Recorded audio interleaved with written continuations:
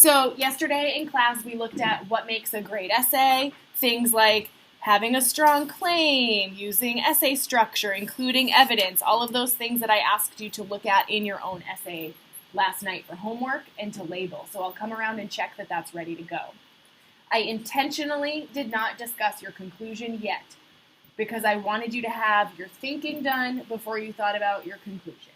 And today I want to share with you some quick notes about how to do a conclusion. Then I'll share my conclusion with you to show you the pattern that I used in the conclusion so you can imitate that in your own work later today. By the end of class today, you should definitely have your first draft done, including a conclusion now, by the end of class today. And then by class tomorrow, you should have a second draft ready to roll. So we have a lot of work ahead of us. Let's make this quick.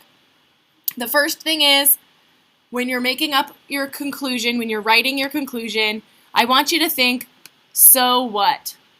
Think about what is the big deal? Why is your reader reading this essay? What does it matter? What is the so what? And that will help you lead from your analysis to a conclusion that feels finished.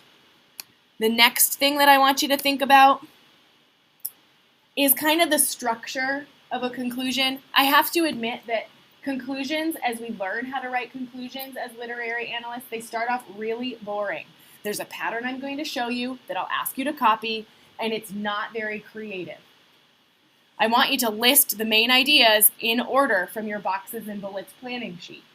So you drew up a planning sheet. Mine looks like, where am I? Mine looks like this. Idea 1, 2, 3. In your conclusion, you're going to go back and write idea 1, 2, 3, right in order. Mr. Bishop calls this, in your intro, he says you're going to tell him what you're going to say. And then in the body paragraphs, you tell him. And then in your conclusion, you tell him what you just told him. And to be honest, when you start to learn how to write an essay like this, it feels pretty repetitive.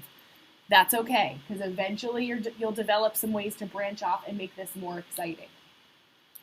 For now, though, you just need to know the pattern. So you put your boxes and bullets ideas in order in your conclusion, using new words, not just repeating yourself. I want to show you how I did that in my essay in a moment. Another thing for your essay, I want you to avoid using in conclusion. You might think back to the past, and maybe a teacher told you to use transition words in an essay. And I agree, you should use transition words. Tomorrow I'll talk to you about how to use transition words effectively. If your transition words are only telling me the order or what paragraph I'm reading, then I want you to delete them.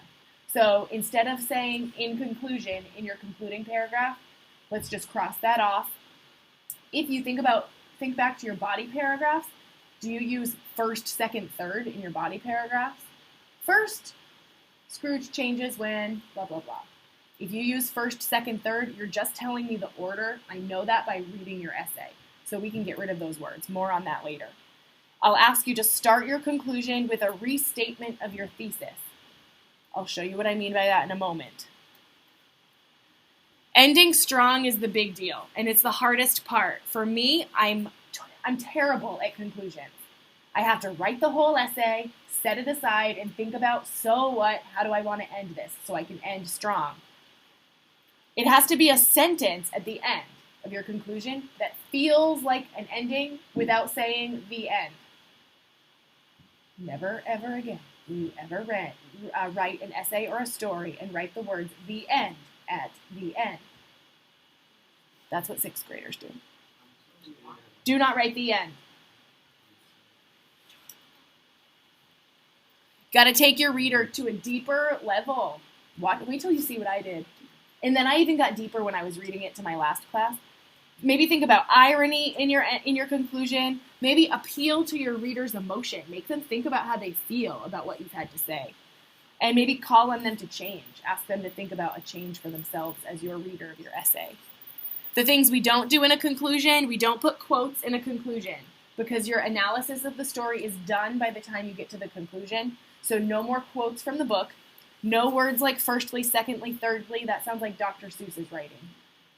And no new analysis. Nothing that's brand new. Nothing that you haven't brought up before from the story. because your conclusion shouldn't feel like more analysis. It should feel like, I told you what I told you, and here's why that was important. Okay? So here's my example. By the way, these notes are available on Google Classroom if you feel like you need to look at them again, or if you need a reminder. But this page might be more helpful to you because it shows you my pattern. Da-da-da.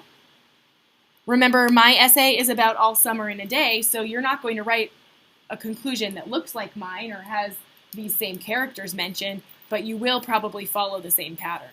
So before I even read it to you, here's the pattern that I want you to use. The top, the beginning, restates your thesis. That's the first thing that you'll do in your conclusion. The next thing that you do is summarize the main parts of your essay, probably recapping the boxes and bullets. The last thing that you do is a final provocative thought. Provocative means it makes your readers think. It provokes their thought. Okay, so before I can restate my thesis, I had to go back and look at my thesis from the draft of my essay. My thesis, my claim, was here. One lesson the story suggests is that when people can't get over their own pain, they sometimes wind up hurting others. Everything I've said in my essay backs this up. Now I need to restate that idea to begin my conclusion. So here's what I put. Because the children can't get over their pain, they end up miserable and hurting others. Same thought, different words. It's my claim one more time. Now my job is to summarize the main points of my essay. I take about a sentence to explain each of my body paragraphs. After the sun leaves for another 7 years and the rain begins again, the children know what they have done. They have experienced what Margot already knew, the warmth and color of the sun. They also lose the sun, and they feel despair of remembering, just like Margot. They relate to her grief and feel shameful for their actions. Margot unintentionally hurt them with her grief, and their jealousy ended up hurting everyone. So, my last step, might not show, whatever. My last step is a final provocative thought. This was the hard part for me. Who was in my study hall earlier? Okay, I was like, go away. If you had a question for me, I shooed you away because I was thinking really hard about what will my final concluding thought be. What will say the end? What will feel like the end without saying the words the end? Here's what I came up with.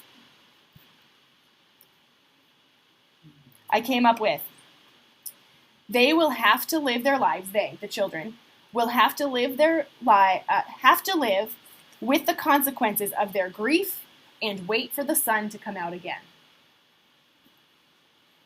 I know, it's a provocative thought. I'm sorry that you can't read it up on the board. It's a provocative thought that kind of connects back to what that story is all about. These children, for the next 7 years, are going to have to live in their grief. And actually, as I'm thinking while I'm talking about this now, I even have better ideas about how I might really write my conclusion in my final draft, in my last copy. I'll probably even add something about how their grief and their remorse, like this feeling of shame that they have for what they did, it's probably going to drum on them in the same way that the rain drums on the roof. Like the rain is going to be a constant reminder of this shameful act that they did against Margot. See how I'm connecting that a little bit? So the more I'm thinking by just like talking to you, pretending like you guys are my writing partners, the better my ideas got. I don't have to stick with this draft idea. These notes are available on Google Classroom for you to refer to as you write. Here's your plan for today. You need to finish your first draft by writing a conclusion today, and then you need to proceed probably into writing a final copy. Second draft, really. I want you to type up a second draft. You and your writing partner should confer today to make sure that your plan is a good one, that you followed your plan, and that you're ready to write your second copy by typing it up. Make sense? Okay, go write.